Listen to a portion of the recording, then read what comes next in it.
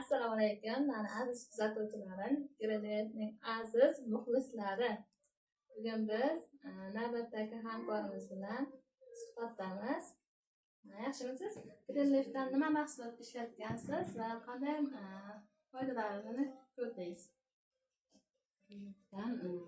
Aloe vera ishlatdim, ezilma pasta ishlatdim. Buni faqat gemoroy uchun ishlatib ko'rdik. Foydasi yaxshi ekan. 3 kun 4 kunda birdan effektini sezdik. Bambuk salfetkasiga qo'yib, ikkalasidan ozroq qo'yib ko'rdik. Qanday ishlatdingiz? Bir kun buni ishlatdingizmi? Shunday, bir kunisini boshi biz bir kun emas, ikkalasini birday qo'ydik. Aloe verani birinchi qo'ydim. Ustidan keyin pastani ozroq qo'ydimda birdan ishlatib ko'rdim. Keyin orada vaqt o'tib 3 kun 4 kundan keyin ta'siri bo'lgandan keyin bir kun aloe vera qo'ysak, bir kun pasta qo'ydik. Navbat qilib ishlatib ko'rdik. Hozir qanday bo'ldi? Yaxshi. So'rilib ketdi. Yaxshi hozir. Bizani kuzatib turgan muxlislaringizga qanday tavsiya qilasiz?